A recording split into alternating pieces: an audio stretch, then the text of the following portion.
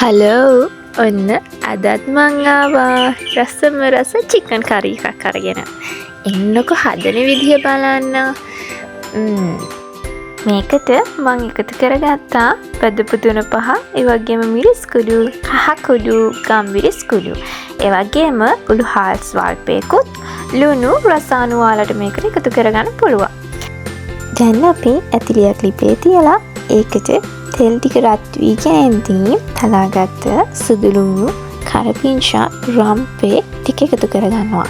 මේක තෙලේ මෙහෙම ටෙම්පරාදු වෙද්දී අපි හදාගත්ත කුකුල් මස් එකට ලුණු, තලාගත්ත සේර මේ ටික දාලා අපි පොඩ්ඩක් කවලම් කරගන්නවා.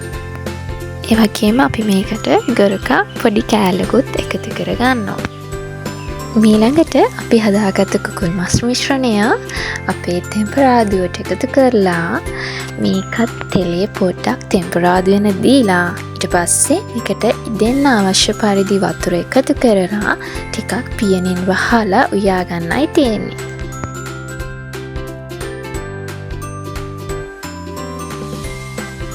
දැන් අපි මේක ඉදීගෙන එද්දී මේකට තක්කාලි සෝස් එකතු කරගන්නවා.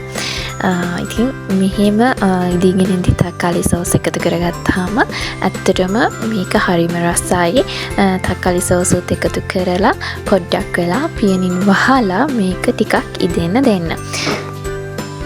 ඔයාලා මේ දකින්නේ අවසානෙටම අපේ කුකුල් මස් කරි එක. ඇත්තටම හරිම රසයි. මොකද මේකට මම හිතන්නේ අන්තිමටම තක්කාලි සෝස් එකතු කරගත්ත එකෙන් තමයි රස වැඩි වුණේම. ඒක මාරුම රසයි. ඔයාලත් මේ වගේ හදලා බලලා මට කමෙන්ට් එකකුත් දාගෙනම යන්න. එහෙනම් අදට මගේ වීඩියෝ එක බලාගෙන හිටපුවාට ගොඩාක් ස්තුතියි. ආයෙමත් රසම රස කෑමක් අරන් ඔයා ළඟට එනකන් පරිස්සමෙන් ඉන්න ඕනේ.